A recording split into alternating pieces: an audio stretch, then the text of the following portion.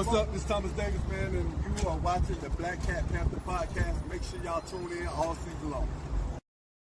Yeah, you know I'm a beast. You know I'm a beast. Welcome to the feast. My whole team off the leash. We don't know defeat. Everybody eat. Hey, you know I'm a beast. You know I'm a beast. Welcome to the feast. My whole team off the leash. We don't know defeat. Everybody eat. Hey, you know I'm a beast. Can I run up the score, run up the board, breaking the mold? Ay, ay, walking the door. You know what happened? We step on the floor. Ay, ay, coming from on. You don't want partners, you already know it. Ay, ay, come on my to it. You already know I'm finna go do it. Ay, yeah, I'm locked in and I feel like Mark 10. Ay, walking to a room, chest up with my chin. Ay, already finished for this joint, even begin. Ay, when is what I am, I cannot ever pretend. Ay, yeah, never pretend. Ay, back in the lab again. Ay, you when I touching the friends. Ay, you when I touching the can. Ay, putting the points on the board, I'm killing the boys, you know what it is. Ay, switching the moves, no number two, I came in to win. Said I'm tapped in with the action, if it got the master on the master, I can never move passive. I'm active, I can make them go close on this castle. Wanna know who running it, just ask us. On the track, I'm gunning it, I'm blasting this, that gas, and diesel, shack and dog. You know I'm a beast. You know I'm a beast. Welcome to the feast. My whole team off the leash. We don't know defeat. Everybody eat. Hey, you know I'm a beast. You know I'm a beast. Welcome to the feast. My whole team off the leash. We don't know defeat. What's going on? What's going on, man? I'd like to take this time to welcome you to the Black Cat Panther podcast. Come on in the building, man. Let's talk about it as we do. We got a lot, as you can see, it is going down in Carolina land. A lot is going on.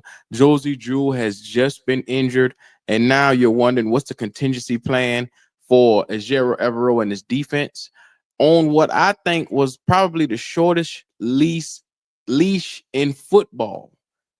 Evero is probably, because the fans has already made in their head, in their mind, that he is going to be the problem. He's going to be the issue for this season. And trust me, if you're watching this video and you already saying the defense is going to be the Achilles heel of the Carolina Panthers, you are who I'm speaking about as well. So without further ado, it's called accountability. Accountability is something that needs to be put forth in Carolina Panther land. And I'm saying this with the utmost respect, understanding that in the NFL season, you get 17 games now. Then after the 17 games, you then get what we like to call the off-season period. And from the off-season period, you get a couple of months to get your team back up to par. So you have from essentially, if you end before Christmas or right around Christmas, around January-ish, you know, because you're not in the playoffs or something like that. So you end, and then around March, you draft, you get your free agency stuff going, and then camp hits around July. So in that 6-month period, I'd like to say it's give or take about 6 months. In that 6-month period, you have things like where you do sit downs, where you do team evals, where you sit down and you even try to do directions, like sitting down trying to put forth what's the best interest of the team. And Josie Jewell, we spoke about this on the live maybe yesterday. At the time, I don't know what day this will be viewed out for everybody, but we spoke about Josie Jewell week 15, week 16, going down with concussion protocol, and realizing then this is back during the season. You, like I said, this is December, maybe end of the year. Let alone, like I said, it was 2024, not quite 2025. But this man had concussion protocol issues, and getting off of concussion protocol, he couldn't do. So then, fast forward, here it is as we get ready. Like I said, January passes by, February, March, April, May. June. As we get into camp, the day before camp, Evero loses his signal caller, his middle linebacker, his quarterback of the defense. Like I said, if it was the brain, it's the central nucleus, the nervous system, the membrane. It's the glue that holds everything together. Now, granted, yes, he had some issues along the entire season where he wasn't the brightest spot on the field. He looked a little out of place at times. But this is the thing. People, when he was signed, they were calling him Dan Morgan, Luke Kuechly. Like, fans were losing their minds. Oh my God, we got Josie Jewell. Oh, he had 100 tackles at Denver. We got him. He was a steal. Same thing they're doing about Rose Boom right now. See how quick that changed within a year? But oh my God, he had 100 tackles over there at Denver. He's an Evero guy. Evero loves him. Anyhow, now you look and you see, here it is, going into the next season. The Panthers had a talk with Josie Jewell, and he decided that, hey, give me my Walker papers because I don't think I can beat this concussion. And I don't want to mess the team up in doing so. Sir, you waiting 6 months to come to this realization has now put the team in a spot where they overlooked the linebacker position yet again in another draft because they thought that they could have depend on you. They thought that they could have depend on you. I don't depend on you. I have zero faith in you. And I knew what you were from the beginning when I saw you. And from when that blueprint came on last year and they were talking about Josie Jewell the Outlaw and they played that music.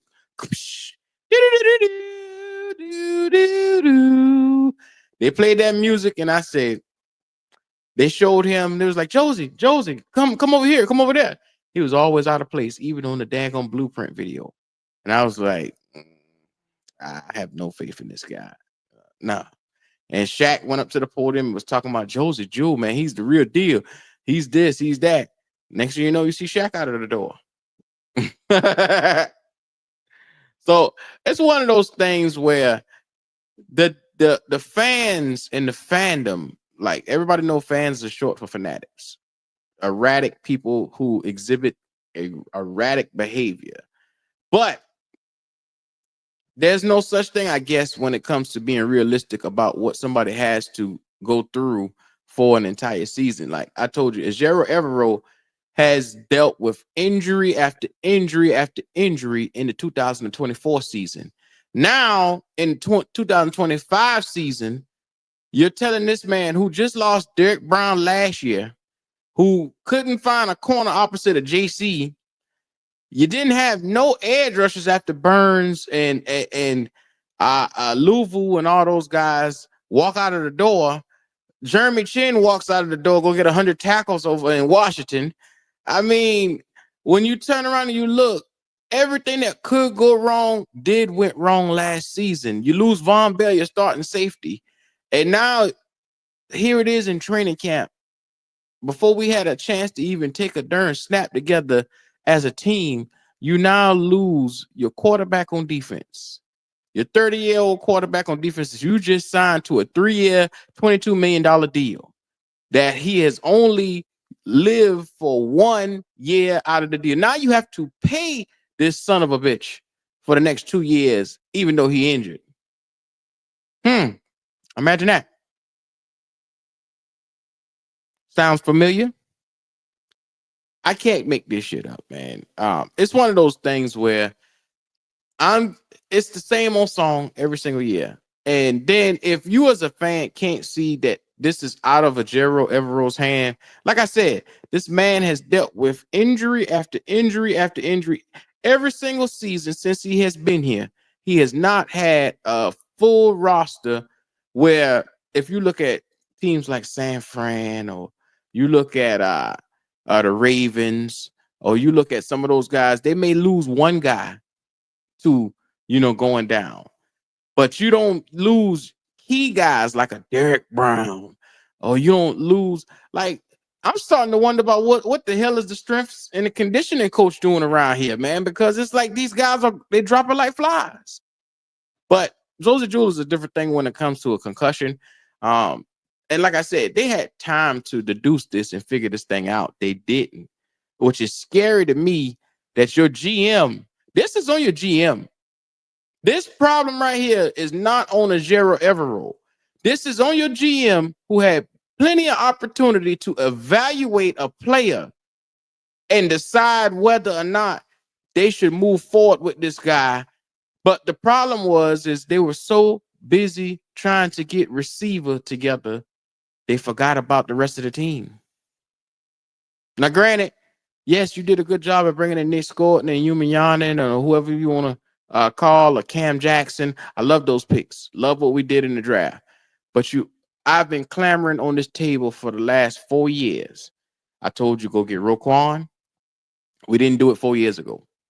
Next year after that, I said go get Jack Campbell, Drew Sanders. We didn't do any of that.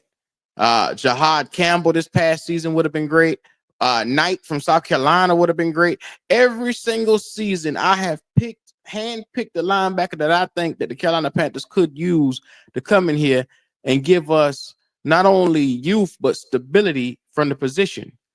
And they have seemingly overlooked it the last 4 years in a row. Well, guess what, sir?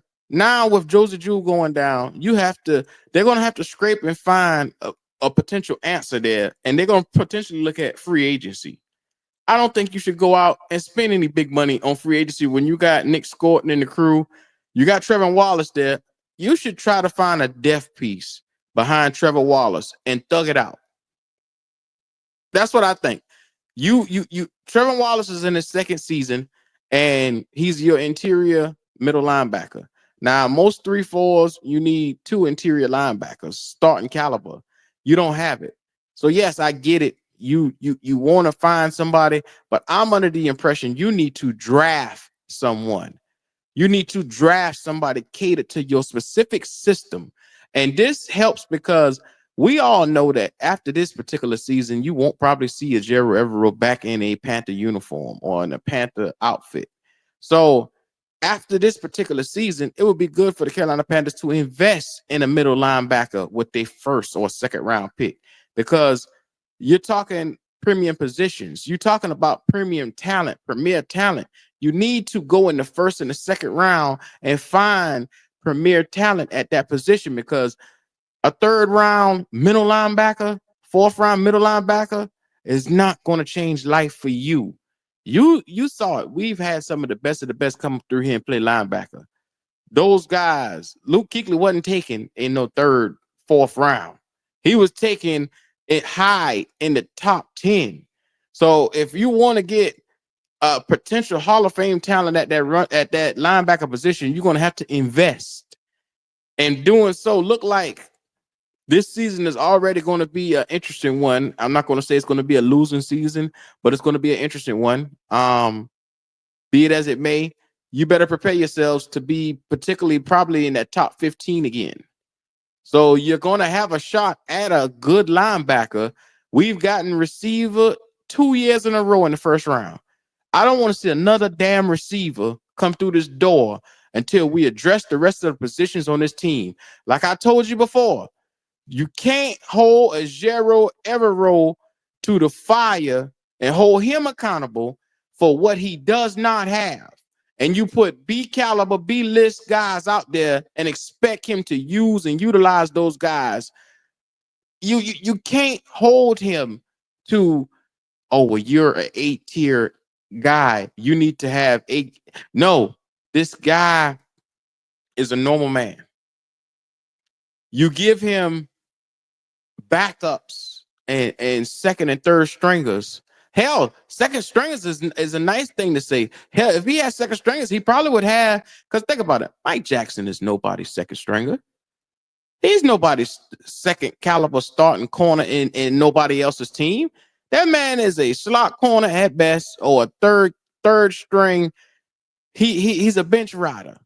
When you look at some of the guys that they got around here, Rose Boom came from the Rams, but Everybody know that Rose Boom is not really a tier 1 starting caliber linebacker. Otherwise, we wouldn't have got him in free agency. His team would have re-signed him if he was really truly like that. Now, granted, some teams have tough decisions to make with money, finance, whatever it is, fiscally being responsible. But I don't think we got Rose Boom off of the mishaps of the Rams. They looked and they made a decision and said, this guy isn't a game changer linebacker, so we can live without him and keep continually, drafting at the position. Something we should have been doing. But here it is, we always picking up somebody's leftovers, trying to make something out of it. Granted, yes, everybody's going to always say, well, look what we did with Frankie Louvu. I get it. Frankie Louvu was cut by the Jets on a team that had too many linebackers, and he was brought over here, and in a rotational setting, he actually advanced to the next level. I love what I saw from Frankie because it rarely seldom happens. It's an outlier situation, but he grinded for everything that he got. And I don't think he gets enough credit for the situation that he was in and getting himself out, going from practice squad to an all-pro in the NFL. Hell of a damn way to work, sir. We saw it. Rotational guy, full-time starting guy, then he ascended to an all-pro. That comes from self-gratification. That guy worked on himself to get better. He changed the perception of what people thought of him. That was him that did that work. Nobody else. You saw him take over games here in Carolina. I saw him once have 15 tackles, a defensive touchdown, an interception. Like I said, his impact was crazy over here. And the fact that we couldn't get him re-signed or chase him down to get him re-signed before he went to Washington was damn near it was damn near hurtful to me because I was a huge Frankie Louvu fan. But people are telling me he wanted this, he wanted that. I understand. He wanted to win at the end of the day, and him leaving here going to Washington was a good move for him. It was a smart move. He makes an all-pro, and on top of that, you get a coach in Quinn and a quarterback and young fella, young bull, I'm gonna call him fresh young whippersnapper over there, quarterback. That boy nice. Jaden Daniels nice boy. You get a young fella that you feel 21, 22 that can really steer the wheels to that franchise. There's no doubts about the quarterback position over there. And he knows they're going to go march down that field and give them the best opportunity to win.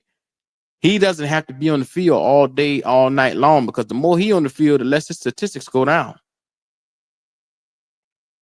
As a linebacker, that is. But yeah, this is one of the things, like I said, I'm a fair guy. Right is right, wrong is wrong. And like I said, Evero always ends up on the short end of the stick, and Panther fans has such a high. Oh, he has to do this. Oh, he has to make lemons out of lemonade. He has to use Mike Jackson and those guys and make them the best versions of themselves. We need to see him get stops. How can he get stops with talent that's not? Think about it. If you got a guy that's barely making the roster, how the hell he gonna get a stop for you in the NFL? If you got guys that, like I said, third stringer, fourth stringers everywhere else in the NFL, like I said, there's a totem pole to this. There's a playing field, a playing level, understanding that our backups are not quite as good as the rest of the NFL. And we have to adjust that. They said, and I'm putting this out there, everybody already knows this, ESPN has ranked us having the 30th out of 32 rosters in the NFL, which means that it's not very good.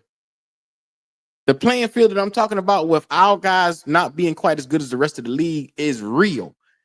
And understanding that, like I said, I'm going to tell you the truth. I don't give a fuck what nobody else tell you. I'm going to always tell you the truth. We need to level the playing field. We need to somehow boost the playing field. How do you do that?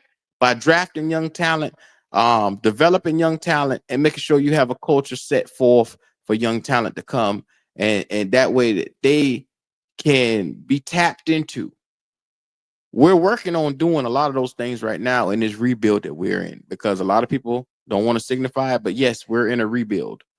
So I understand that this is probably going to be the last season of Evero. Once again, the injuries are starting to come in. All I'm telling you guys is if you give your quarterback chance after chance after chance, year after year, and he hasn't given us much, people can sit here and say a whole lot of things. He looked like the best quarterback in the back half of the season, the last 5 games. The only thing that they want to talk about in the NFL, like fuck the rest of this. It's 17 games in the season. They only want to talk about 5 of them.